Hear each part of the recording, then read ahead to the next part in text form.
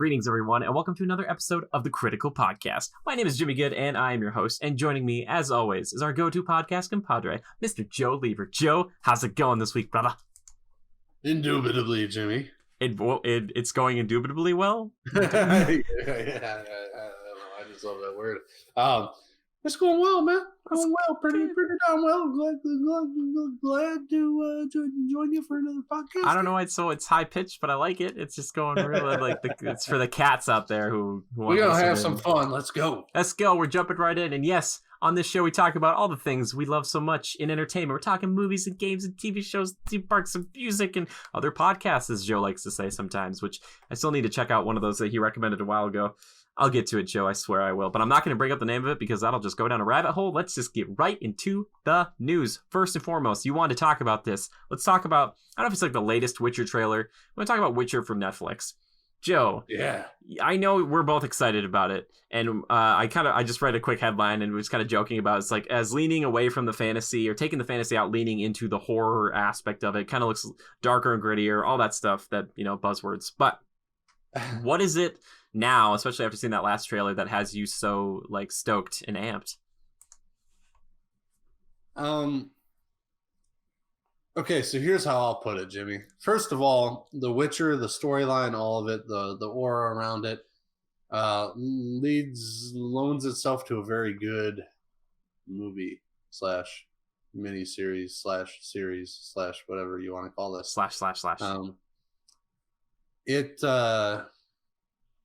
The story and everything being somewhat fantastical, horror vibes. It's got a good mix of stuff that'll appeal to, I think, larger masses than just the niche that's into the game or the books, right? Mm-hmm. So I feel like it lends itself to being successful, meaning it was attractive to Netflix and such, and I'm glad they picked it up or keened in on it or honed in on it, is the word. But I'm going to put it like this. The reason I'm so amped about it, first of all, my boy Henry Cavill is in it. Fat Cavill. Apparently Fat Cavill from the age of 13 down. Then he sprouted up and became Superman. Just the same story for Clark Kent. Here's the thing about him. I've liked him in anything I've seen him in, especially I loved him in Mission Impossible. Yeah. He's a good actor, really is. First breakout role being Man of Steel, in all honesty, but he's not just Man of Steel. He can really step out of that box and expand his horizons in the acting realm.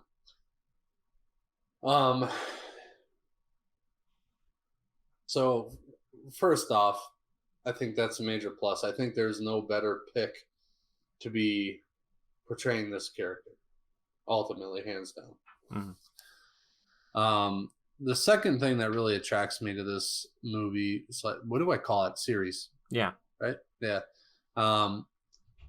I compare it to something of the stuff, something like Sleepy Hollow. Oh, sure. Yeah, I get that. Yeah, I think of even though Johnny Depp's Sleepy Hollow was a bit strange and all, whatever, there's something about it that the setting, the general aura around it was very perfectly creepy, I think would be the right term. Sure. Perfectly creepy. Yeah. Yeah. And I think they're hitting all those tones here, and even more so. You can tell the budget's there. Like some of those scenes in the opener for the trailer, they show off these big panoramic settings over the ocean, over cliffs and stuff. I'm like, oh, gorgeous, right? Mm-hmm. I mean, the nighttime vibe, little glimpses of some of the monsters that you get, the choreographed fight scenes. Yes, which are on point. Yeah. They look just like the game, in a sense. They look freaking great. I honestly, I hope they gave Cavill a little bit of freedom, because he probably knows as much of any of the writers, etc. at this rate, right? Like he is fairly familiar with the games, the books, etc. I think one of the reasons he was all gung ho about this role, right? Which I think gets me more amped up. I like that an actor is invested in the character, the story, etc., really throws himself into it. Yeah. I think there's no way he's not gonna, right? Um, so I think we really have all the right ingredients here, and the tones that they show off within the trailer are just exactly what I expected and wanted. So that being said, I know there's been rumors about they're going to lean more heavily into Yennefer and what was the other name? Ciri. Yeah, rumors about them leaning more into those two characters than Geralt, which somehow I feel like that truly is a bit more of a rumor than anything, because I mean, let's face it, it should revolve around him and his relationships to the two of them, etc., and his journey, right? I hope. We'll see. Yeah. Either way, I don't feel as if it's going to ruin it in any way. Sure. I No. just, hopefully those actresses are good for those roles, etc. But I just get good vibes from it, man. Sure. I mean, is there anything that you pick out in these trailers that doesn't look quite what you want or expect? That's a good question. I guess for me, because I'm a fan of the games, mostly 2 and 3, it's hard because like the book and the book series, that's kind of seems like they're pulling off more of it. And that's maybe why they might focus on those other characters more than Geralt. But still, again, I'm kind of going to see Geralt, right? And they look quite a bit different, markedly different than the Yennefer and Ciri we get in the games, especially Witcher 3. So, but besides that, no, I really think that they're making something special here, and I'm really excited about that because, I keep talking about this Game of Thrones power vacuum, and I think that's one of the reasons why we're seeing this now. But at the same time, I think there's a lot of passion and love going into this, and I'm really, really hoping it's as good as the trailers make it look, because, a good trailer, can sometimes be better than a series or even a movie, because you're like, oh man, it just got you amped in all the right ways, but they're showing just enough of this stuff where it's intriguing, and I'm really, it's always nice to see some good CG in a series, because like you don't always see that, and it's nice to see that here where you're like, oh my gosh, some of those monsters, like just the little glimpses like you said you get, you're like, okay, I just want to know more. I want to see them in action. I want to see if they actually look like movie quality. And it seems like up until this point right now, as this recording, that seems to be the case. So I don't know, man, if we can get like a Witcher, like multiple movies, as a TV series like this, that's, I don't know. I'm at like a 9 out of 10. Like it's sweltering on the hypometer. I'm like, okay, let's get it moving. Let's get it moving. And it's starting to steam up. You know what I'm saying? I tell you what.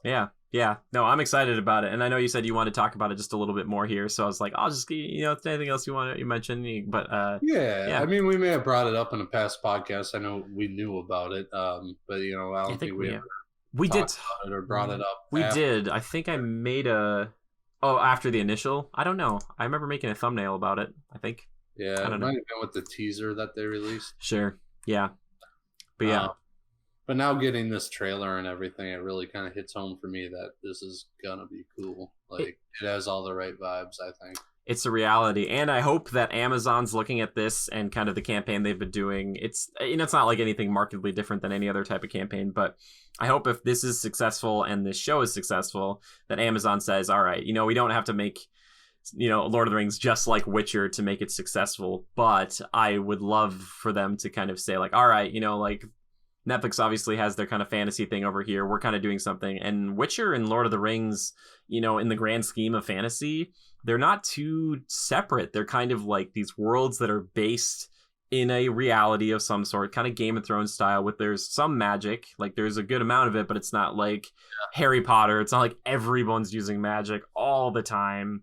So there's something I think really appealing about that. So I'm really hoping. I just want it to be such a toss-up where you're like, oh man, Witcher's so good, but Lord of the Rings TV show is so good. Like, all these different kind of series that are cropping up again in this power vacuum. Spoiled for choice. I mean, we'll have, two things that are very attractive to our palates. That's the hope, baby. That is the hope.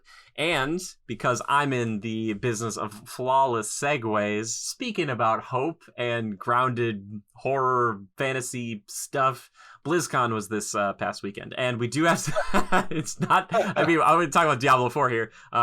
because I need to make the old timestamp. But I did want to discuss it briefly. And Joe, I know this isn't maybe your cup of tea per se, but I just wanted to go over it just a little bit, and we'll talk a little bit about Overwatch as well. Overwatch 2, I should say. So, yeah. I wouldn't say it's not my cup of tea. I will admit I watched a good 5 minutes plus of that long extended trailer or gameplay cinematic. Oh, you saw the cinematic. What did you think of that? Yeah, it was like 10, 12 minutes long, and it's the guy trying to, they're rushing across that bridge, trying to get into that gate, and they're searching for something. It was cool. Very mysterious, dark, horror-esque. I liked it. Kind of gave me vibes from was it the Fellowship or Two Towers with the Balrog? And Fellowship. Yeah, when they're in the mountain. The Mines of Moria. Yeah, that's kind of the vibe I got from it, only maybe perhaps a little darker. Sure. Yeah, I said that too because I thought you'd appreciate that as opposed to like the gameplay stuff, because you might just be like, it's fine.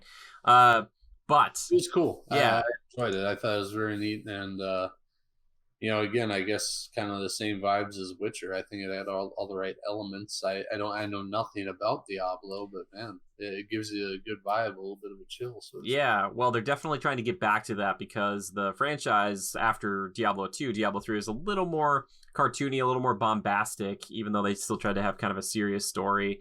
But Diablo 4 looks like it's trying to get back to more of their horror, darker, kind of ominous feel. And that's why I feel like the game is a little more weighty and also more muted colors. It's not as over the top as the last one, which is fine. I still like Diablo 3, but I'm interested in this to see where it goes. But you used all my trigger words there. Dark. I know. I did. I love it. But it's still what do they call it? An ARPG or whatever. So it's like an isometric kind of locked camera from an angle up above, and you're kind of roaming around like this. But it's action heavy, so action RPG where you're kind of jumping around, using abilities, kind of going crazy. Think of like, Joe, the closest thing you've probably played is maybe something like Anthem, where you have like all of your abilities and you're kind of using them. They're on cooldowns and you're just trying to take out tons of things, but from a locked perspective.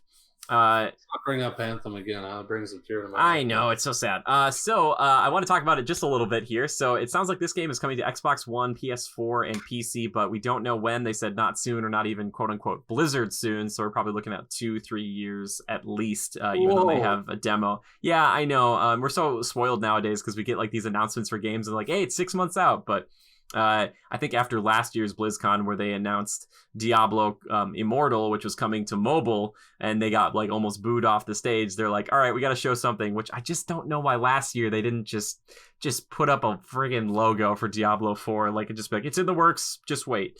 But got to see it in action. It was playable, the demo on the actual show floor. 3 different classes, 2 that were, actually 3 we're all familiar with, but 2 kind of staples, the Barbarian, the Sorceress, and then the Druid. So Barbarian, obviously kind of what you'd expect, kind of up close and personal. Looks like you can use this arsenal system, which allows you to carry 4 different weapons at the same time. So you kind of have like 2 like two-handed weapons, or like 2 like smaller weapons, or like maybe a mix of them. And depending on which skills you use, you'll switch out those weapons. And it looks like this game is a lot more gory than the last one, because it looked like a lot of the hits you're doing with the Barbarian, you're kind of like making these things bleed a lot. Like there's tons of blood all over the ground, which I was like, there we go. That sounds good to me. Sorceress, as you can imagine, kind of a magic user, pretty much what you expect, one of the classes that I usually go to. But the one that I was really excited about, the return of the Druid from Diablo 2, and this one kind of they focus in more on earth and storm magic, so like lightning and rocks and things like that, but also transformation magic, which is probably one of my favorites, him being able to transform into a werebear or a werewolf. And seeing the animations and how fluid they are with the different abilities, kind of like I was saying with the Barbarian, where the Barbarian kind of uses a different move and he uses a different weapon because of it. If you hit a specific move that transforms you into the werewolf, you'll slash like that. But then if you use like this pulverized ability, you'll switch into the werebear, because that's the bear's attack. So you're kind of switching like wolf, bear, back to a man, like kind of all over the place.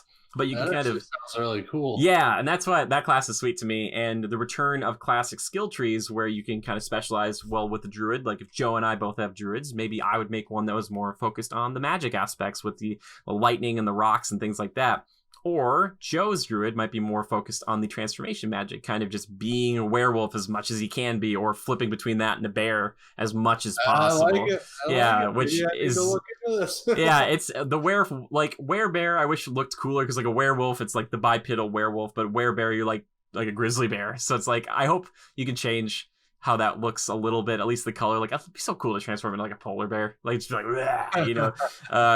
But that looks really cool to me, and I'm really excited because again, they're kind of taking it back, making it darker once again. Which Diablo, that's kind of their, I would say Blizzard's most mature like kind of franchise they have right now. That's on the one end, and kind of Overwatch is kind of like the fun kind of like family friendly, maybe isn't the right word, but a little more for everyone. Diablo's a little bit more kind of not adults only, but it leans more heavily into kind of these dark satanic rituals, and you're just ripping people apart, and it's not like, it's not something for everybody necessarily, but I'm really looking forward to it. Some other cool things that they kind of talked about is that they're actually going to have a big open world, so you can actually walk from one, like the top to the bottom to the top, east to west, whatever else, these 5 different zones, and it's a non-linear campaign, which means you can kind of tackle it, I guess, in different ways. I don't know if they'll try to kind of force you to spend time in one region earlier on because it's got lower level enemies or whatnot. I don't know. Oh, you just talked about Ghost Recon. Yeah, exactly. I don't know. That's why I'm nervous about them. And they also, it's a shared world, so you'll see players maybe in your open world or maybe back at your hub, your kind of base. But there'll also be, you've always been able to group up with people in Diablo, at least for the most part since I've been playing 2 onwards. And I wonder if this is kind of a way to do that. But the 2 things that are kind of interesting is they'll have kind of zones for PvP. So they showed a little bit of that. I'm not interested in like PvP, especially in a game like Diablo, but they do have certain skills and different items that seem like they're a little more geared towards player versus player.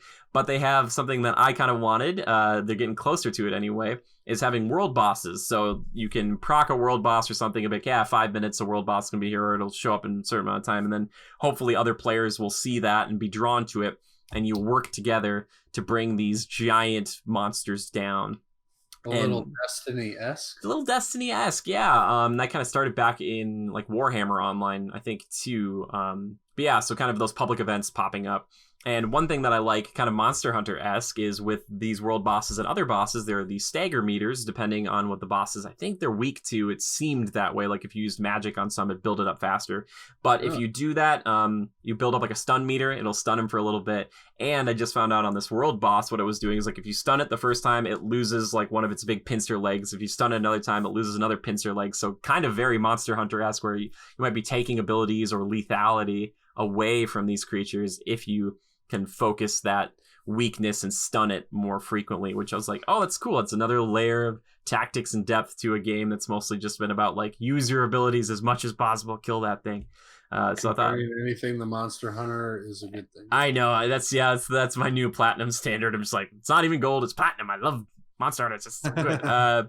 Off the charts, baby. Yeah, they also added mounts to this game, because if you can traverse from one side of the map to the other, they want you to be able to do it on horseback, and there are actually class-specific dismounts for everybody. So with like the sorceress, for example, you like can jump off and like you create like an ice wave, and you kind of like fly through it, and like everyone who's caught in that trail gets frozen or something. So stuff like that, and you can kind of, it seems like you can kind of combo people down with your other buddies, because you want to play this game with friends, or at least I do. But 3 classes have been announced. There are 2 more, making a grand total of 5. Here's hoping for the Necromancer, because if we're going back to Diablo 2 Scary Darkness, and he was in 3, I'm just saying, bring him back. I like making skeletons, baby. I love the Necromancer. A Necromancer in a game is so great, because you kill one enemy and you make that guy work for you. You know what I mean? You're just like, you're working for me now, like, because he's dead. Define Necromancer. What exactly does Necro-Death? Something? Necromancer, so like a death sorcerer, basically. So raising skeletons, using corpses for like explosions or lances, using bone magic and stuff. They're pretty much the dopest and like most like edgelordy class. Like, I like it, Jimmy. I like it. You're adopting the word dope. Dope. They're very fetch. I'm gonna make fetch happen. I love. Shut up, Jimmy. Fetch is never gonna happen. I'm gonna make it happen. I'm trying to think of what else I could talk about from Diablo 4. Like I said, it's a long ways out. and they're hoping to get a lot of like feedback from people about how to kind of take care of these things. There's kind of a different rune system for how to like have special abilities on top of your weapons, and yeah, obviously it's another loot game where you're kind of trying to find the best stuff, and you know, the higher level of loot that you find, the different effects that come with it along with stats. And yeah, you know, it's Diablo, and I'm excited to get back to that. And it seems like they even have a little more emphasis on cinematics. Like they had a transition out of a dungeon at one point up to the open world for the first time. It kind of zoomed in on your player character, and I was like, whoa, that's definitely different. And there's kind of like climbing, like a little bit of climbing in and amongst. So there's kind of levels that are multiple planes a little bit more so now, which I thought was interesting. But yeah, I really enjoy Diablo, and this game looks really good. And to use the term that everyone's been using for this, I was trying to think of one today while I was walking around. It's like, what's a good synonym for visceral? Maybe tactile. It looks like that, and from what I'm hearing from people who played it, they said they could swear that the mouse had a, you know, vibration in it, but it didn't. And it's just like the hits feel so big, like especially if you're the barbarian or maybe even the werewolf, just slashing away at things. I was like, oh, I just want to make just a werewolf build. I just want to be a werewolf the whole time, just ripping through stuff. Like, because back in Diablo 2, you could do that, but now this is like the new age realization of it, especially with all that blood. Yeah, sounds good to me. So I'm excited about Diablo 4, and again, it's coming to all those consoles and PC, but eventually. So yeah, I made a Diablo wish list a long time ago, and it's kind of checking off all those boxes. I'm interested to see, because there apparently are going to be microtransactions for the cosmetics, which kind of sucks, because I've been hearing people complain, because, you know, in a looter game like this, you don't want to have to pay to get the cool looking armor, you know. But we'll see if we'll see what the extent of that is. I have no idea, but there's not going to be any kind of pay to win type of things, especially if there's a PvP element in there. So hopefully they'll get their auction house figured out this time, because last auction house, the whole paying with real money, it got really weird really quick. So let's not do that again, Blizzard. Let's just make a good game, shall we? But it sounds like they're all really excited about it, and like kind of watching the panel about it, I was like, oh, this is interesting. This is fascinating. And yeah, it's a very dynamic game, even if it doesn't look like it. There's a lot of things going on there. So yeah, picking between your skill trees and the different skills you get for various levels, it seems a little bit less like Diablo 3, Joe, where they kind of gave you every spell when you leveled up. And they just gave you like every time you leveled up, you either got a spell or a variation of an older spell, so you kind of could mix and match, which was fine, but you never really had to commit to anything, because at any time you could like pause the game for the most part and just switch your entire build out. But I kind of like committing to something, you know what I mean? I'll be honest, it sounds pretty cool. The play style, is it kind of like third person like Monster Hunter, or is it more top down? It's top down kind of, or like at an angle. So I'm trying to think of the best way to describe it. Imagine you're looking at your computer screen, and your guy's pretty much, for the most part, always in the middle of it. And you're looking kind of like if you're looking down at like a terrarium or something, and you're kind of moving around like that. So that's kind of the style. So yeah, kind of cool. I like it. Yeah, and again, it's coming to the consoles right away too, which is cool, because they didn't do that, I think, with Diablo 3. And I think they optimized a lot of Diablo 3 to be on the consoles. So that means that kind of coming out with this right away kind of shows the confidence that they understand, hopefully, that at launch, because this game will for sure be on PC at launch, but I'd like to see the consoles get it too. I'm going to try to get into more, like, you know, PCs coming to consoles. Why do you think it's more geared, or why was it always PC from the get-go, like for 3 and stuff? Oh, well, before it came to consoles, Diablos 1 and 2, I think were like, I don't know if they were PC exclusively. Like back in the day, they're like, before consoles got stronger, a lot of these games were PC only. Like you couldn't play them anywhere else. So that's why, typically, I think. Okay. Yeah, but I wonder if graphically it was more beneficial for them, more frames per second kind of a thing. Sure. Yeah, I wonder now, you know, released right away on consoles as well, because maybe they have more confidence that the new generation consoles next holiday are going to be powerful. Well, that's the thing too, is because they announced that they were going to come out on Xbox One and PS4, so a lot of people, myself included, thought like, oh, that means this game's coming like this summer, you know, like it's coming quickly because this new stuff's coming out. So this will probably more than likely be something we see on the next Xbox and PlayStation 5 as well. Because if you make these games at the end of a generation, it's a really easy thing. Well, I shouldn't say easy, but you can resell it on the next generation Sure, easier, good point. you know, as opposed to if it came out at the Riddle me beginning this of it. again. New consoles are coming out holiday 2020, That's or at least Xbox is. I don't remember what about PlayStation. does that mean 5. next year, next Christmas, or this like 2019 Christmas? No, it means next year. So like I think Yeah. for the most part, typically it'll be like next September probably for Halo and Microsoft and all that Yeah. stuff. Well, I I'm would just seeing guess the holiday October. 2020 for right now, so Yep. I would think like post Thanksgiving. No, so yeah, it's holiday 2020. So that's what I would think too, Joe. But for some odd reason, holiday for Microsoft is, I don't know if it's a quarter thing. Like if it's that, like, I don't understand it. So maybe that's it. But usually their flagship stuff comes out in September. But that doesn't mean that it can't come out in November or something like that. I don't know. Yeah. But anyway, yeah, Diablo 4. I'm really excited about it. Everybody should go take a look at it and kind of see. And if you're into action role-playing games like that, it sounds like they're learning a lot from the past games, like the action of 3 and the kind of the style and the darkness of 2, and some of what these other different, like I think it's like Path of Exile and Torchlight Frontiers or something, what they've been doing insofar as making their kind of their isometric action games like this compelling and really fun to play, and kind of modernizing. Because Diablo 3, and I was playing it a little bit today, it's still fun, but that game, I was watching videos for that back in college. Like Diablo 3 has been around for a while, so yeah. I'm excited to kind of move forward with that. So thanks, Blizzard. Thanks for just getting on it. Yeah. But I'm probably at like a 8.5 or 9 out of 10 for Hypometer. I just love it. Yeah, it looks so cool too. It's just like it looks sweet. Yeah, playing with buddies, ripping stuff apart. But I do want to talk about another game here, Joe, while we're kind of jumping back and forth between the two of us, because I can. 26 roughly. Let's talk about Overwatch 2. So there's a little confusion around this one, because it sounds like when they announced it, a lot of people were wondering, is it an expansion? Is it really going to be a 2? Is it, you know, like, yeah. But I think they named it this because that is exactly what they're trying to do. So I watched this 45-minute panel with Jeff Kaplan and one of the other people who was working on the game, and he went into depth about it. It sounds like there is a lot here. The only issue is kind of when they showed that first cinematic and some of the stuff they're showing back at BlizzCon, it only showed kind of a chunk of those heroes. But it sounds like all of them are coming back. And it also, from what they made it sound like, they're going to bring over all the skins and stuff that you had in Overwatch 1.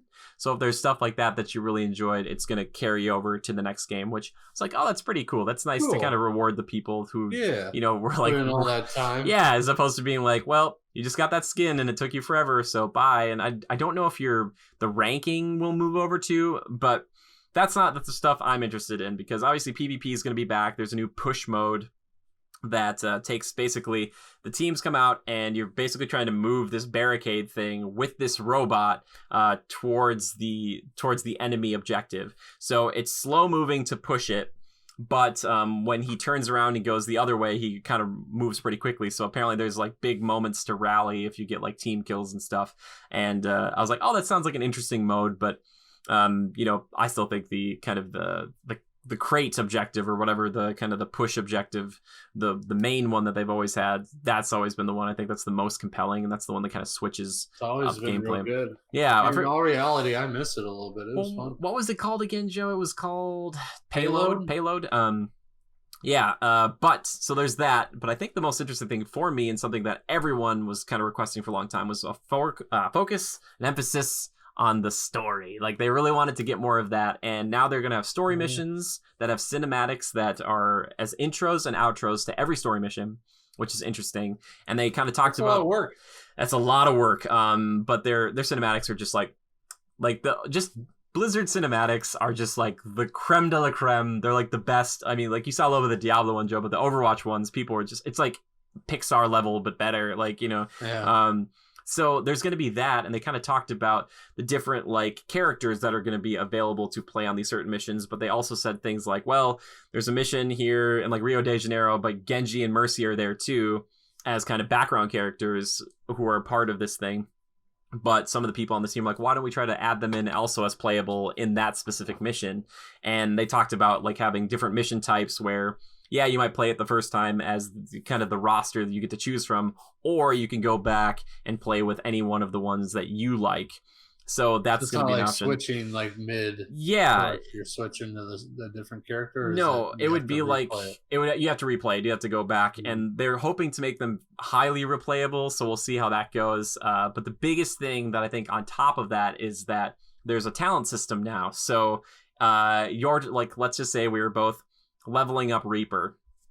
And your Reaper, Joe, you might specialize him in a very different way with his abilities than I would, because these talents and abilities won't be carrying over into the player versus player, because they're talking about like one with Tracer where it's like she throws her time bomb on somebody and then that time bomb spreads to these other things too. And they're like, could you imagine how many team kills you'd get if you just threw one time bomb and then it hit like one person, but that hit a person, it kind of jumped around.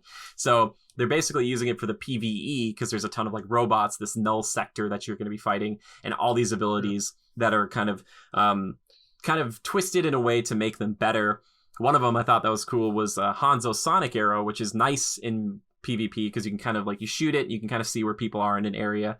Every like enemy that's tagged with this one now, with the Sonic Arrow, you could like, then you can shoot like your next shot or whatever will hit everyone that was tagged by it. So he did the Sonic Arrow, it tagged like 6 enemies, he shot one arrow and it was like and it just like took them all out like really quickly. It's like that's cool, really cool because it like allows these heroes to to get to that point where you're like, whoa, this is how powerful they could be if they weren't held back. And that was interesting to me. I was like, oh, this is cool to see. Or like Genji with his sword, he can like he can throw Sonic like the waves of it now at a distance. Like, I was like, oh, that's cool, because Genji, he doesn't have the kind of AoE attacks if you want to take things down from a distance and kind of slice 2 or 3 guys at the same time. So I thought that also was interesting. So it sounds like these kind of these missions that you can go on, and there's also these ones, I don't know if they were always co-op missions. There seems to be like ones where it's like, oh, it's like there's Winston and Mercy. So Joe, you and I would get into that and be like, all right, one of us is Winston, one of us is Mercy, and we have to try to like work our way through that. And then if we replay it, we could maybe pick anybody we wanted to instead. But I was like, oh, honestly, it cool. Sounds pretty cool. I mean, yeah. I don't want to interrupt, but no, it's fine. Mean, are you interested enough that you'll be there day one?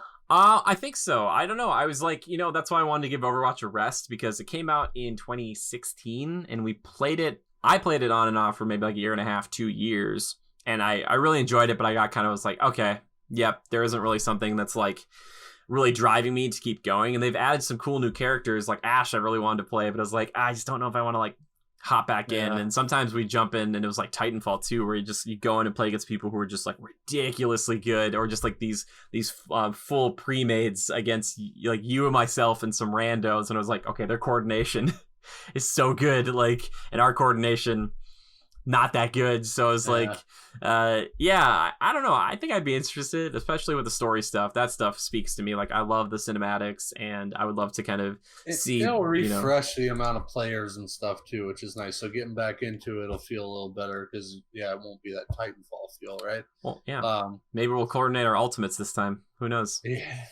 Mister, I mean, I had to kill a Tracer. I had to kill her. I have my Pharah ult, and I had to kill her, and I just I guess I know what you mean. We had our moments, but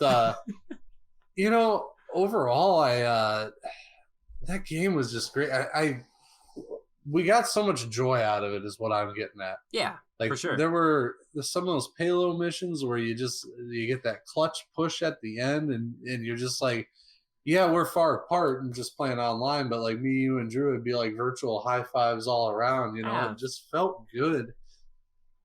And that game, for being comic booky and everything, it was still, I don't know, it's just downright fun. Yeah. They did a good job. They really did.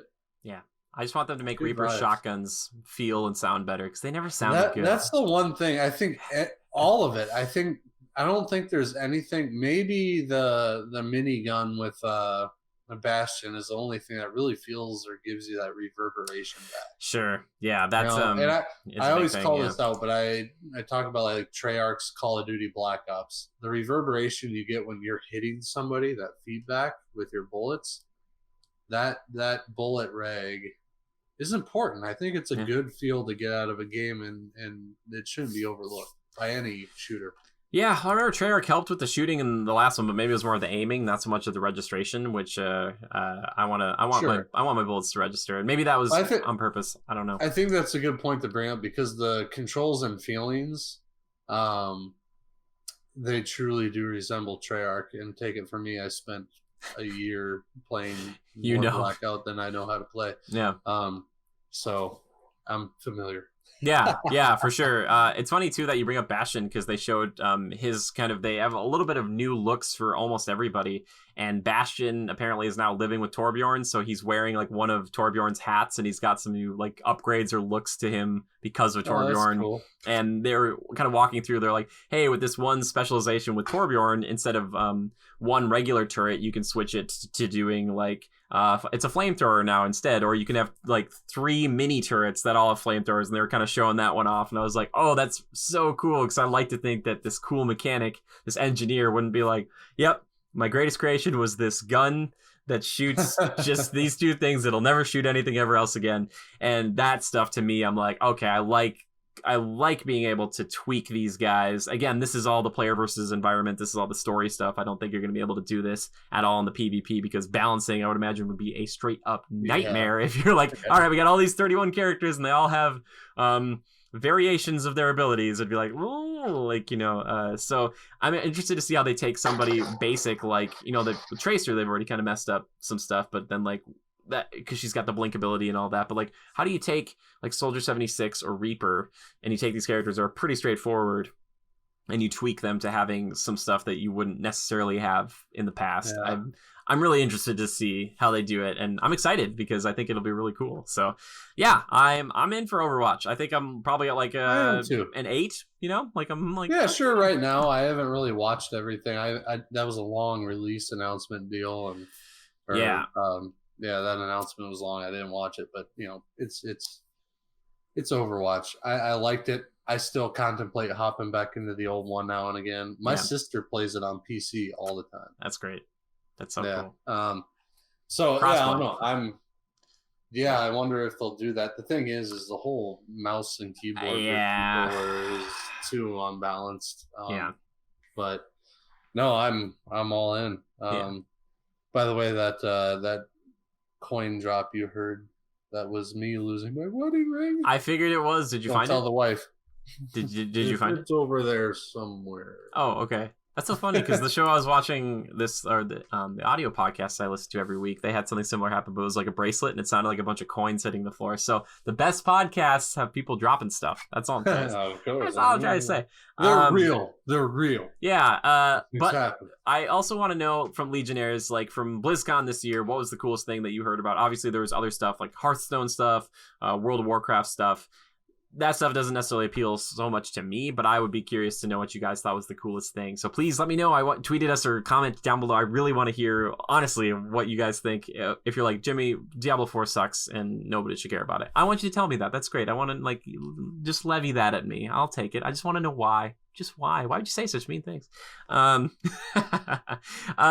thing we're going to talk about here today. Joe wanted to talk about this.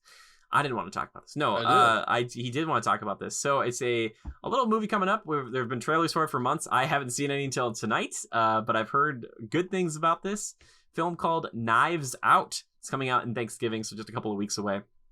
Joe, Knives Out, like director Rian Johnson from the divisive Star Wars The Last Jedi, but a pretty big cast of names here. Michael Shannon, Chris Evans, Jamie Lee Curtis, who was it? Philip Plummer? No, Donald. Oh God, was Chris Plummer? That he was in Sound of Music. That guy. But yeah, I don't know. This kind of a murder mystery whodunit type of thing, but has a look and sharpness to it that I was drawn to. But was it Colonel Mustard in the study with the candlestick kind of a thing? Only more legit. Yeah. Like, it truly looks suspenseful, kind of in a slightly humorous way. Like Daniel Craig's character is like the detective, the Sherlock in this. I didn't even mention him. Very, slightly quirky, but very cool. I dig it. It's like if I hate to say this, not every character he plays is James Bond, but he's kind of got like that James Bond Sherlock vibe, and he's very intentional with his dialogue and Yeah. everything, and very, but it comes off as kind of witty. And I don't know, that's not the right way to say it. It's not like it's overly intellectual. It's just very, I don't know. You gotta watch a trailer. It's It's snappy. hard to put into words. It's It's snappy. It's It's snappy kind trailer. of, It's punched up. yeah. It's ready to go. It's a It bit really punchy. is. It's pretty punched up.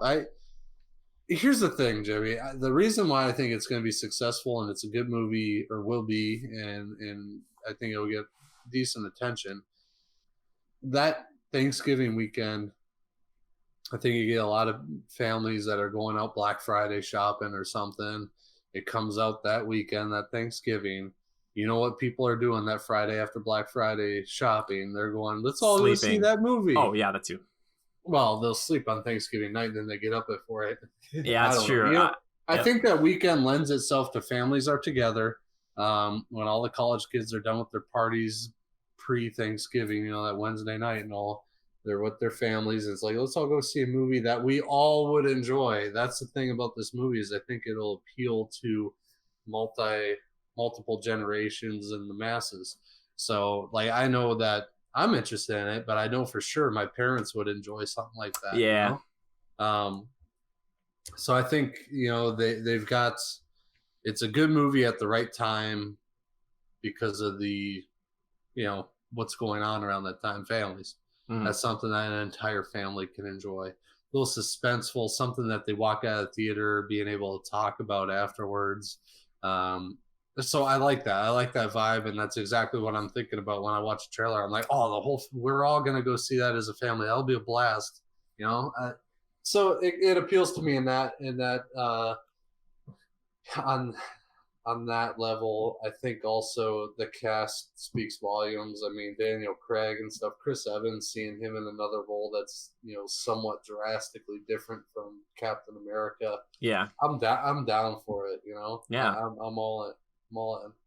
I would think being in an ensemble cast movie, at least for me, an inspiring actor would be really fun because there's like a little bit less pressure. I think some people try to like fight for the spotlight, but I just think it would be so much fun to riff and work with all these other people who are so talented, because you're just like, you look around that room and you're like, wow, there's a lot of really good people here. Oh, and you're just I can only imagine. It's just like the energy to feed off of. When you only get maybe a couple lines for some of these things, but you just be like, oh my gosh, like that was really funny. Let me try this instead. And it does. It looks enticing, as any ensemble cast does. Yeah, the vibe is right. It's very like the last one that was like this was the Murder on the Orient Express. I think was the last like kind of big murder mystery one. Yeah, kind of. I'm sure there's one on there. I'm forgetting, but this one looks a lot more fun, and I'm more about this one. And to be honest with you, I skipped to the end of that movie. On a plane, and I'm glad that I did, because I thought the ending was complete BS, and I was glad I didn't sit through 2 hours of that, because I was like, that's not fair. Like, because I feel like these murder mysteries, like, you as the audience member need to have a shot at maybe getting the identity of the culprit correct. And if they take that away from you, I hope this movie doesn't do that, because I don't want it to be like, it was some third party, or something. It'd be like, no, like, no. And I'm not saying that's what Murder on the Orient Express did. They did something else, but I'd be interested to see this. I think this would be a fun one to watch to see in theaters, actually, because it's it looks good. Like I said, there's a sharpness to it. There's not only with the dialogue, but just like the filming, the I don't know if it's I don't know what it even is to call it these days. For some reason, I can like smell a budget. Like I can look at something and be like, that's a good looking image, or like this is like they shot this well. There's like someone, your director of photography or whoever's doing this, they're doing a great job with it. It's a right movie for this type of season. Exactly. Ultimately, I was thinking that too. It's got the nice fall vibe and everything. It's timely. It's really timely. is. Yeah, so Knives Out, Hypometer. We could do a Hypometer. Check out this. How do you feel? I'm talking like an 8.5, 9. Cool. That's pretty good for a movie that's not. Well, I wouldn't say it's not my wheelhouse. It's just I haven't had anything like it that really gave me the right feel, and so I'm down for it. I think it might even be like a 9. I'll call it a 9. Sure. Yeah, no 8.5 BS. It's a 9. No, 8.5 PS. Cool. For me, probably I'll put out like a 7 because it was not on my radar until today. So I don't want to be crazy about this. I don't want to just throw it and be like it's even more than Diablo. Let's promise each other this that we'll see it and we'll talk about it on the podcast. Okay, yeah, I could see it on I wouldn't mind seeing that for like a Tuesday, like a 5. Gather up the fam and go get it. Maybe we'll see. I wonder what we're doing for Thanksgiving. I don't. There you have go. A plan. I have to get that plan going. Get that plan into place. I'm sure my mom would go see it, but she also kind of is like one of those. She like wants to go see Maleficent, so it's like, or I think Frozen 2 might be coming out around then too. So I'm so sorry, man. Knives Out. You might have I don't know if it's the same weekend. I just would not open. Guys, I know Disney's got something coming out almost every week, but just be smart. If you don't want your movies to completely fail, just pick a different week, man. Just don't get stupid about this. It's like when Justice League or whatever, DC was like, we're coming out the same day as one of these Avengers movies or one of the Marvel movies. I was like, don't be dumb. I was like, don't. I was like, it's like, why don't you just send it? Just actually release it on a Monday night. Actually, let's just whatever. Anyway, Knives Out.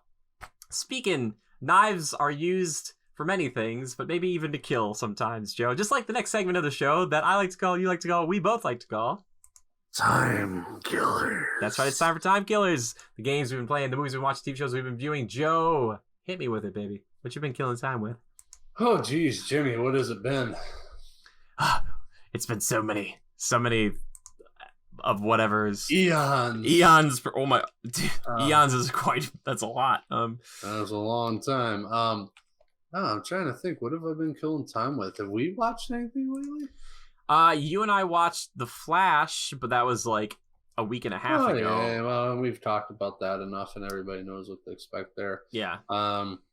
If oh God, I was forgetting. Barry Allen and Iris, if you hear Iris, if Iris doesn't talk him off the cliff every time, every episode, I mean, he clearly has a depression issue, which is nothing to joke about.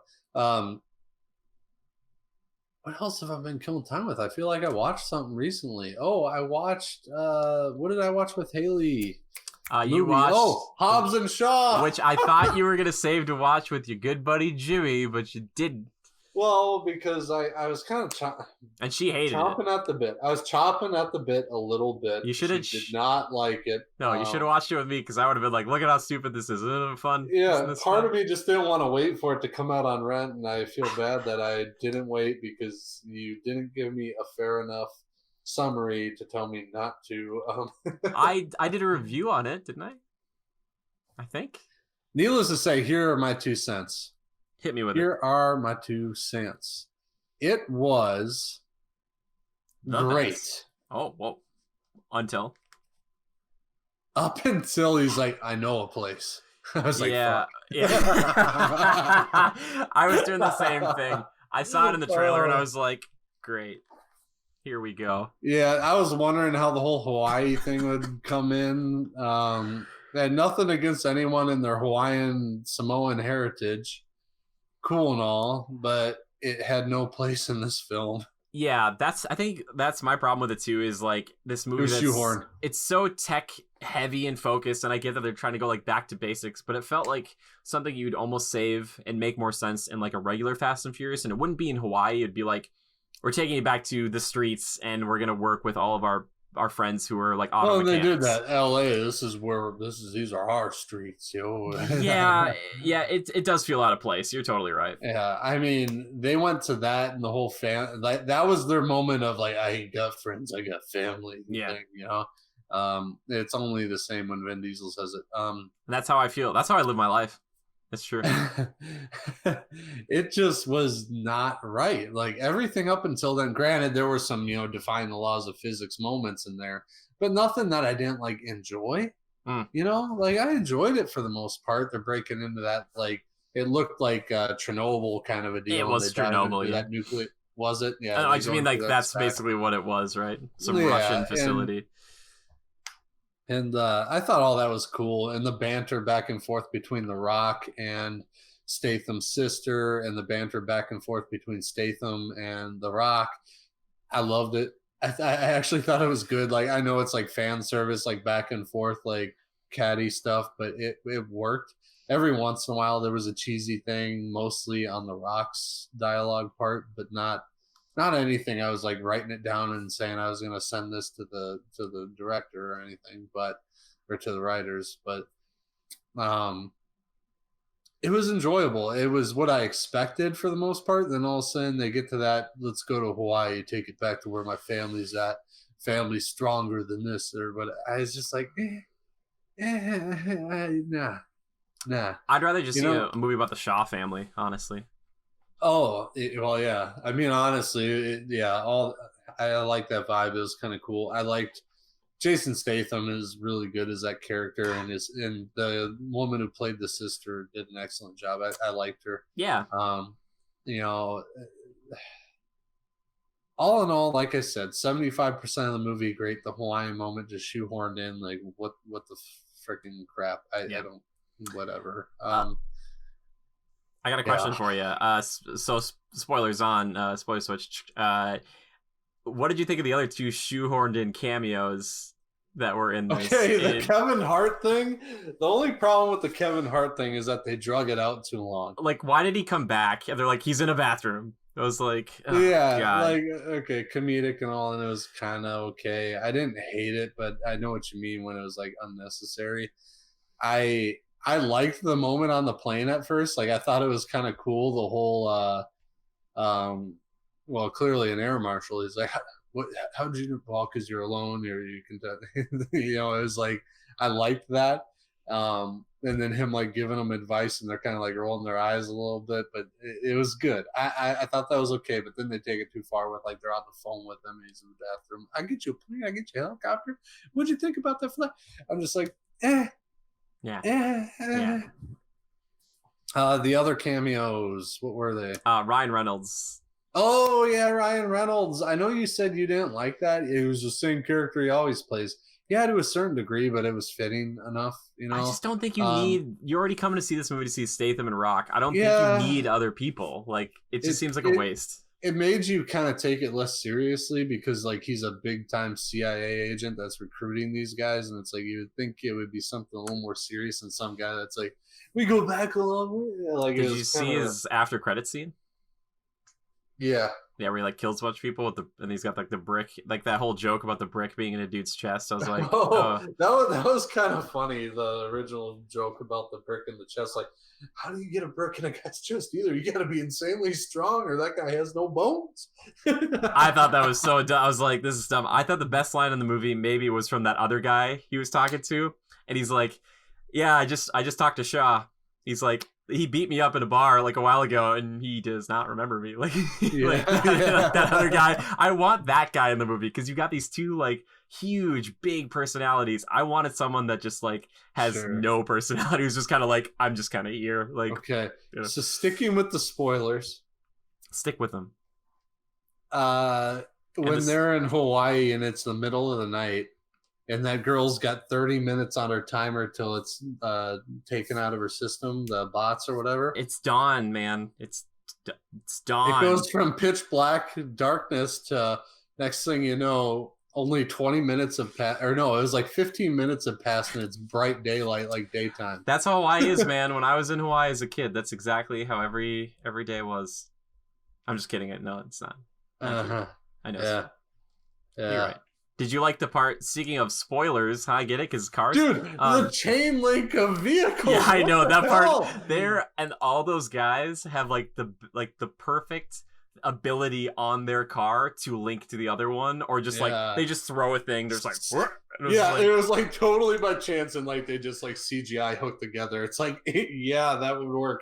One where... So then the helicopter starts to pull him off the edge of the cliff, you know? I'm like, well, it's over now. No, it's not. But the one, flip the NOS! I'm like, you got to do the NOS.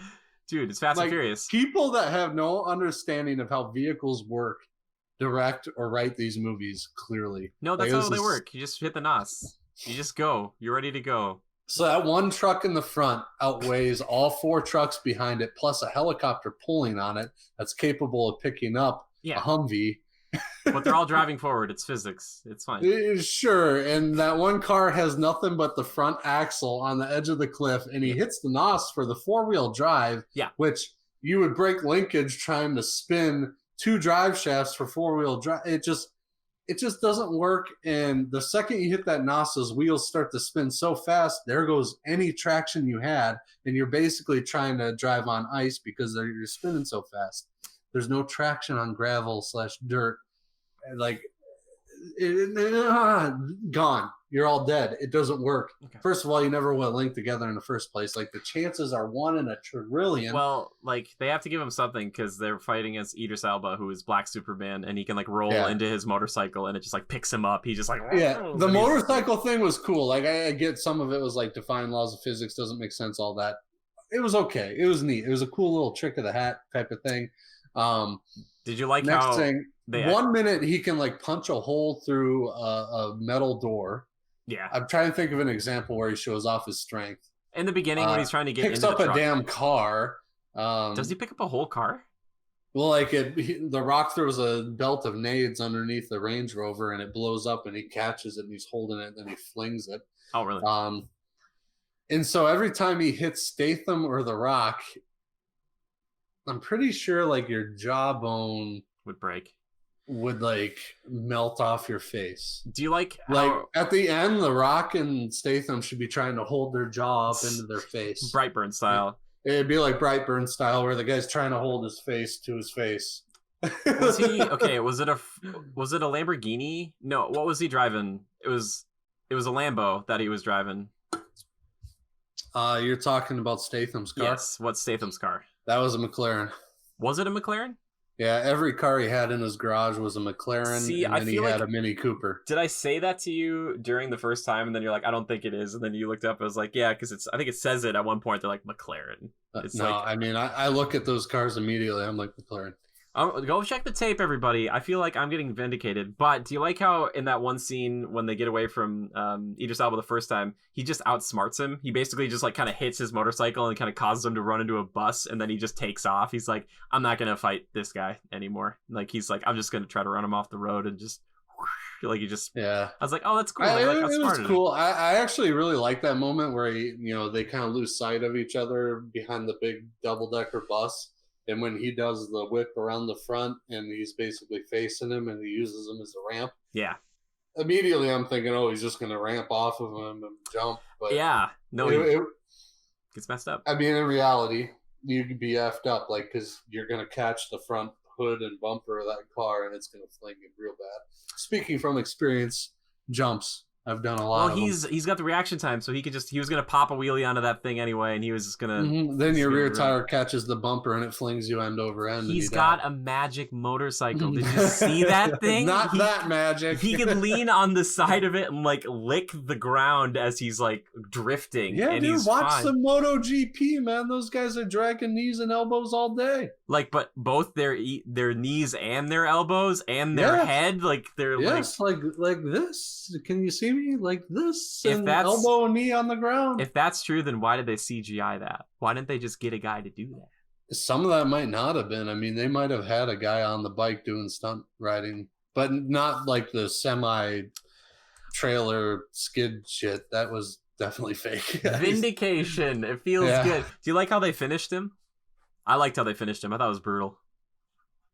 Yeah, I thought it was kind of cool. Like, I mean, I kind of saw it coming. Like, the whole time you knew, like, if he could only like calculate one at a time. Oh no, I mean, like when they broke his back, like Rock like picks him up and they drops him on that rock. I was like, oh, whoa. Oh like, yeah, I thought it was pretty cool. crazy when they actually show you where they're doing the maintenance on him and they got him split in the back and they're working on his. Yeah, it was like whoa.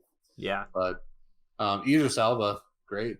Yeah, he was really good. I like seeing him as like. It was cool to see him and The Rock be in a movie like that together, and one of them be the villain fighting against the other one. And I was like, okay, that's fun. And Jason Statham maybe isn't like the main person. I feel like The Rock might be a little more in some respects, but man, Statham is he's just so. Not only is the guy really charismatic and fun to watch, but he is just such a talented fighter. Like I think with Dwayne Johnson, obviously he's more wrestle and he's kind of, one punch, two punch, you're kind of down. But just watching Statham work and the fact that they gave him a room of like 15 dudes or 10 dudes and, Dwayne Johnson's going to get a guy who's bigger than him, but he's still going to knock him out right away. And you just get to watch Statham work because that's what Statham does. I was just going to ask you about that one. I like the hallway scene. Like they do the infrared x-ray and they're like, this is your room. Wait, you have my hallway. I would have a bunch of guys behind there. That would have been better if it wasn't in the trailer. Like I thought there was going to be so many moments like that. I thought there was going to be a lot of like, this is my car. And he's like, no, this is my car. And that Mini Cooper joke about the Italian job, I was like, that's not even the right joke. Like, if you're going to make a call out, it would have been cool to see him drive a Mini Cooper again, though. That would have been pretty funny. Like, I'd have been like, there he goes again. Yeah. Anyway, give us a rating. How do you feel about it? 75% of the movie, I give an 8 out of 10. And the last 25? The last, I give like a 4. So you average out to like maybe a 7 then? Maybe. Kind of. I wouldn't give it a 7 overall. I give it like a 6. Okay, I was going to say, that would be the true average, but it wasn't like a 50-50 split thing, so that's what's throwing me off. Okay. Yeah, 6 overall. That last 20, that end scene sequence of Hawaii was just not right. Like, I don't understand why. Somebody had that idea and thought it'd be cool, and I was just like, no, it just seems stupid. Yeah, maybe the other finales were too boring. Yeah, like at first it had like that low quality Mission Impossible feel for the first 75%. Yeah. And you know, I say that with respect. Mission Impossible is by far stellar compared to this, but I just feel like it was good. It was a good action flick, kind of a bro movie for the first get go, and I enjoyed it. And then they did the Hawaii thing, and it was just like, it just didn't fit, man. It wasn't right, and it was cheesy, and it didn't make sense. Like this will never work. Yeah. Yeah. No, I don't blame you. I don't blame you. Anything else you want to talk about for Time Killers? The dialogue too between The Rock and his family and all that, like, and then the whole like, we give the clothes off our backs if they ask for it. They're our family. Yeah. Our ohana or whatever. I'm just like, you know, I'm all for the Hawaiian culture, great and all, but like, man, and then him like, I love you, whatever they were calling each other, and I'm just like, I love you too, Brohama, whatever. I was just like, yeah. You heard it here. Joe hates Hawaii and all of its citizens. No, I'm just kidding. No, it did feel a bit out of place. I understand that. I don't know why they. Yeah. I'm sure there's a reason for it. If we went looking, maybe we could find out why. Maybe The Rock, that was a stipulation. He's like, I want to do something back here, and that brings awareness to like my heritage. Maybe that was the point. I don't know. I guess so, maybe, but yeah, sorry, it just wasn't very fitting. That's fine. Mean, if it made sense, it was done well, but it didn't. But yeah, besides that, Monster Hunter, new Call of Duty Modern Warfare, which is still taking some getting used to. I like it. I've been having more fun with it as I get better. Mm-hmm. But you know, I guess I'm still hoping for that Battle Royale. And even then, I'm a little nervous because it might be really difficult, and not fun. So we'll see. It's going to stay in my downloaded games for a while, but I'm not addicted to it the same way I was like Blackout. Sure. So moving on. Sorry, that was a lengthy Time Killers for your boy here, but yeah. How about yourself, Jimmy? What you got? I got a whole smorgasbord, baby. All right, let me kick back, relax for this one. First and foremost, I just finished up, I think the third time I've actually watched this show right behind me here, which is called Full Metal Alchemist Brotherhood. It's like 60 some odd episodes over on Netflix. Great show still. I still really enjoy it. I did get the Xbox Games Pass because I'm trying to find someone to play Gears of War 5 with me, and my person who was going to do it, he is still planning on it, but we haven't yet. So I've been indulging in the other titles over there, which includes Dead Cells, which is a really good game. Joe, you would probably like it. It's like a 16-bit style game, but you basically play, it's 2D, and you're trying to get through these levels kind of as fast as you can, but kind of taking out these enemies at the same time. But when you die, you have to kind of start all the way over, but you kind of take this currency and you can make yourself stronger or get these better weapon drops and stuff. And they have all these different effects and things. And it's just really fun. It looks really good. It feels really good. And it's an indie game. And I was like, I really wanted to try this. I tried it a long time ago, but I've gotten to sink my teeth a little more into it. And it's just really fun. I really enjoyed it a lot. I played a little bit of Sniper Elite 4, which anybody who understands the Sniper Elite games, it's basically working around big maps and shooting Nazis. And if you do it properly, they do slow motion and X-ray kills, and you can see the eyeballs and the brains and which actual vertebrae you're taking out usually. So I'm usually trying to count. And I'm like, okay, it looks like I got the third and the fourth one here. Wait, that's Sniper Elite 4? Yeah, and it actually has co-op in there. I haven't played it with anybody, but it is a third-person game. But I spent a lot of it just kind of looking down a sniper scope and taking out. Title would ensue. Yeah, exactly. And I'm not the stealthiest guy all the time, but it's really cool. The first level, they do this, and they've done this in the past games where it'll be like, an airplane's going overhead, and you can mask your shots because if you shoot somebody when that's going overhead, they might not hear that. So you can get away with like stealth kills like from a distance that way. But they just introduced like suppressed weapons in this next one, or suppressed rifles, which is kind of a big deal. But it's in World War II, so you're set back then and taking these guys out. But you do have access to like MP40s or stuff like that. So if it does get hairy, you have other options, and you can make traps and things. But just sniping dudes and just like watching the cams with like their head or their eye just exploding and something, you're like, ooh, it's like Mortal Kombat-esque, the level of that. So that's pretty fun to do. Playing that, cool. And a little bit of Red Dead here and there with you and Brad, Joe, and then playing a little Grand Theft Auto sometimes there too, playing a little bit of Monster Hunter as well. I thought there was something else.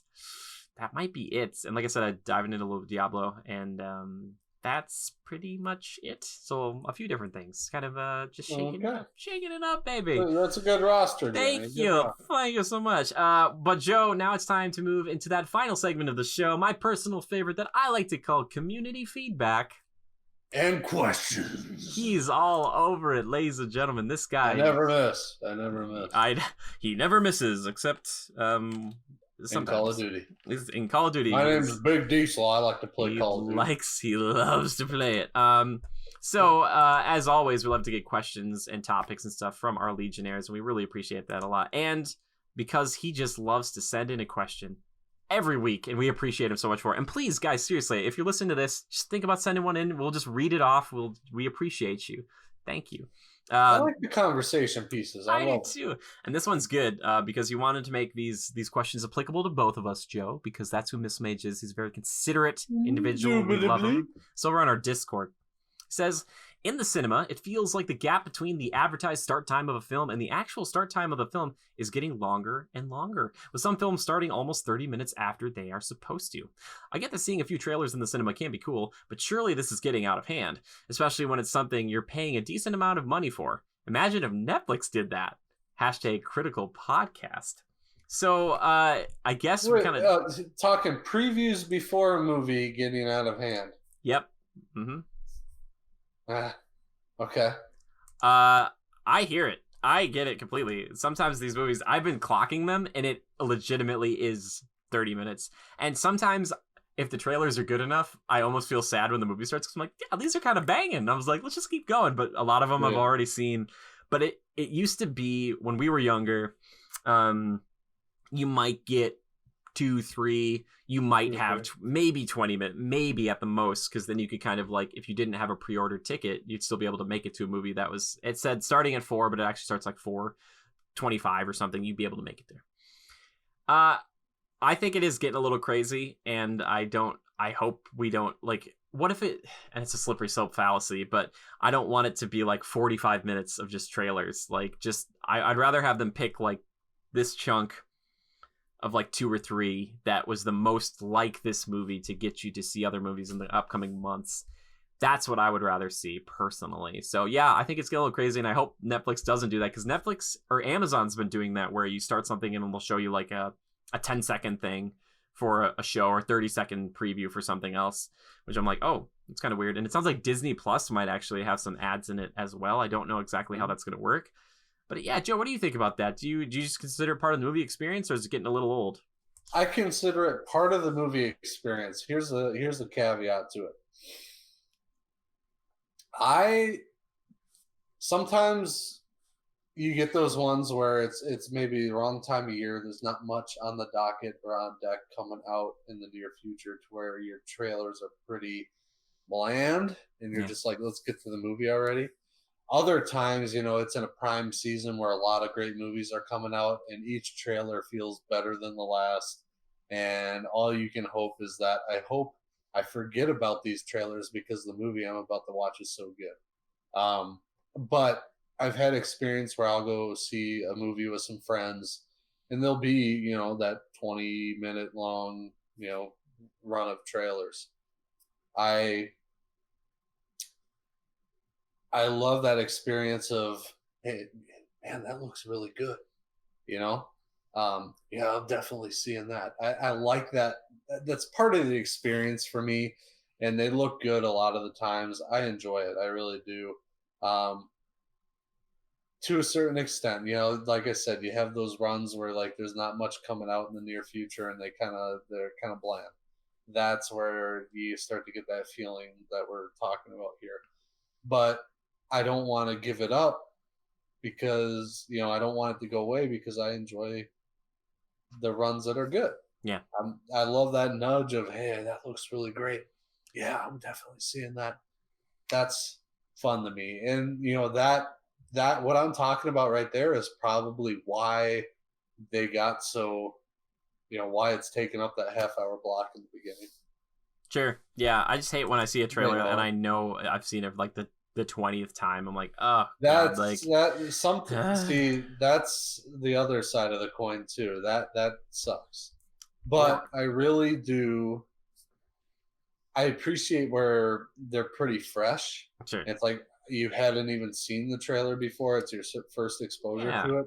Like when we're watching all these trailers and stuff. Like if my first exposure to the Witcher trailer, if my first exposure to that was on the big screen before a movie I'm about to see, not only am I excited and amped for the experience of seeing the movie I went out to go see, Yeah. I'm also excited for that trailer because how cool would that be on the big screen? You're right. Like, That's true. I just so I'm sorry, I can't complain about it. I go to the movies for an experience. I'm paying a lot of money for it in general. Like, let's face it, movies are somewhat expensive these days. yeah. Depending on when you go. I like to go during those prime times because that's part of the experience for me as well. I don't mind if it's going to take me 3 hours at a crack. I don't mind that extra half hour. It's like, great, I'm getting more experience for my money. It's entertainment nonetheless, right? So it makes that outing even more fun. So no complaints on my end. Every once in a while, you're gonna have that bland run of them, but it is what it is. Cool. So. There are complaints on my end though because I got two. All right, one, if I'm trying to avoid another trailer for a Marvel movie that I'm trying to just be kind of mediocre. I've seen him do it. People, he'll look down at the ground and plug his ears. I'm like, please don't. And then the other is like when I went to see Avengers Endgame, I thought like I was gonna hurt Seth Rogen because he's like, yeah, you guys should go see my movie Long Shot. I know you're all here to see Avengers Endgame, like in this trailer. And like if you're waiting desperately to see one of these films and you finally get the chance and you have to sit through like a half hour of stuff you do not care about, it's so frustrating. You're just like, just cut to the movie. I actively don't want to see these movies when that happens. I'm like, just come on. But as movie connoisseurs, reviewers, etc., we should appreciate being able to be exposed to these trailers on the big screen. I'm already watching the trailers all the time. Like they're popping up on YouTube all the time. Like if you're right, if I saw Terminator Dark Fate trailer, was it? I think the first time I saw it on YouTube, maybe. I don't know. Like some of that stuff would look cooler if you saw it the first time on the big screen. Yeah, maybe give you a better chance to review it because you saw it in its intended format. Right? I guess, yeah. It's just like I've already seen that trailer, twice by that point. I get it. It's a double-sided. Yeah. It's a two-sided coin. Some experiences are perfect. Good, some are bad. Like certain movies you go to see, you really don't want that fluff in the front, like Endgame. You're like, I just want to see it. I'm not generally that person, but I understand that side of the coin. But I say a half hour maximum. Hour maximum. For sure. I don't want them to go more than this. Going over a half an hour, something's wrong. I don't think I've ever had one that was more than like 15 to 20 minutes. If you've been with me at AMC, Joe, you have, because since I think even the first Jurassic World, they've been like I've been clocking these things. I've been Let looking. me clarify a little bit. This only counts movie trailers. We're not talking about any of that BS like, oh, go to the concessions for another soda. Don't forget to silence your phone, or the local Boys and Girls Club, yada yada. No, that's like pre-show. No, this is commercials, pre-show trailers. Yeah, trailers specifically. Putting the cart in front of the horse. You know what I'm talking about? Trailers, which is funny because I believe trailers, the term comes from the fact that they used to be at the end or the trail of a film, but now it's like all that's in the front. And then they took all the credits that used to be in the front of a movie and they're like, put them at the end. So, yeah. Crazy world we live in. But a great question, Missile Mage, as always. Thank you so much. I love a little bit of a spirited debate, as it were, on something like that, because it means something to all of us. It really does. But if you ever have a question or topic, seriously, I'm not like pause the show right now and write one in the comments or tweet at us with the hashtag Critical Podcast, or just send us a question and we'll probably know what it's about. But if you tweet at our official account, which is at Go Critical, it's capital G and a capital C, or just tweet at me personally, I'm at JimmyGood013. Please do so. But if you wanted to get to Joe, if you have a question more geared towards him, where by all means, indubitably reach out to me at Lever_627. That's Lever just like Beaver, only with an L. And, you know, one of these days, maybe we'll ask Levi where you can reach him if he ever decides to join us like he said he would do in October. Anywho. Yeah, he said November, but I guess I didn't clarify with him. I thought Blizzcon would be a good week. I didn't. My bad. Yeah, whatever. You know, he doesn't like us anymore. I get it. Anywho, sorry, I got a little lazy here. I started to get comfortable. You know, it's getting late. It was a work day. I'm tired, but this has been fun, Jim. So good. I appreciate it. I go back and I look through these episodes when I'm editing them. I'm like, I get to do this show once a week, and my best friend in the whole world agrees to do it with me, and I laugh at our own stuff. So even if we're not making it for anyone else, it's like we're making it for me at this. I'm just like, I like this. You can relive our conversation. And I like listen to it because I'll like jump halfway through it, and I'll be talking, or you'll be talking. I'm like, what were we talking about? And then I'm like, oh yeah, that's what it was.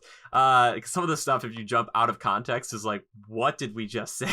It's like, oh, okay. By the way, hashtag indubitably.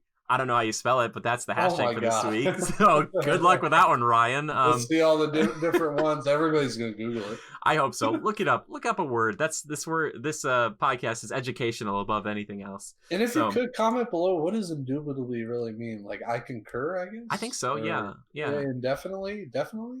Yeah, or agreed or something like that. Yeah, something like that. Yeah. Indubitably. All I know is it's a very cool word. Undoubtedly, maybe, is better. Is like a synonym for it. Tactile. Visceral. No, I'm just kidding. Indubitably. I love dark, gritty, ominous. Yeah. All my favorite words. There was a thunderstorm coming. It was dark, gritty, and ominous, and Joe was all about it. Indubitably. Yes, quite. Yes, quite. The thunder noises were saying indubitably. We were saying yes, quite the other day in Red Dead, I think, Joe. Yes, quite. Something like that. I was saying that, yeah. Indubitably, we were. Oh my gosh, we are spiraling. If you guys want to support us, consider checking out our Twitch, going over to our Spreadshirt to get this shirt. You can get, it's all citrus, baby, because that's what I say when I'm streaming to make sure all the. And this is actually, again, this design from Joe's wife, Haley. So Haley did an incredibly good job. So she's the best. Jimmy picked the leaf orientation. I did, because there could be like up, down. It's Jimmy's slogan. It's his slogan. It's all. Haley brought it to life. Citrus. Yeah. It's just I genuinely love this shirt, and I love like the color and everything. I'm like a charcoal gray. That's kind of what this is. So, and it just pops. It just pops right off. Anyway, also, we do have a Patreon, and I want to throw a big shout out to Wes for donating this time around. So thank you for joining us and joining the Legion. We appreciate it. Thank you so Wes. much. Indubitably. We're gonna do shout outs to people on Patreon. I think we're gonna start throwing their names at the end of these videos and stuff too. So thank you for everyone. I have a big plan on retooling all that stuff. So thank you for being patient with me. Thank you, so kind. I love you so much. I love your face and your ears if you're just listening to us right now, because you're probably like, what is he even talking about?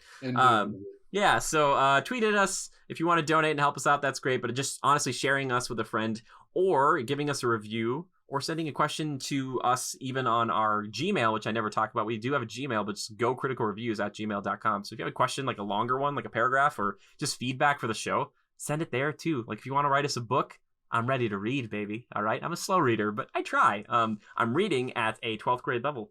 Look at that. I think that's the max. Is that? He's about to graduate. I'm about to graduate, baby.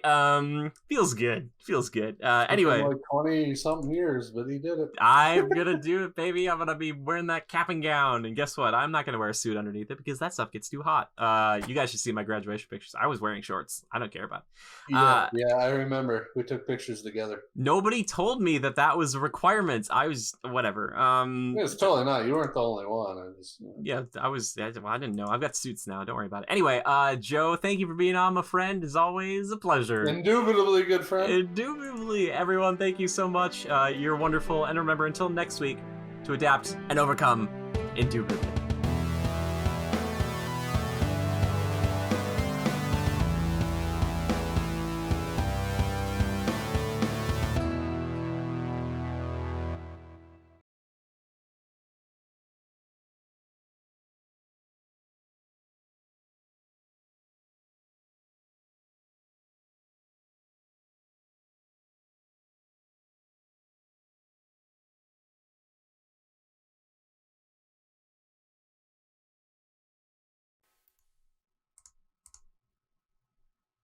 I'm still recording because I want to see. I wanted to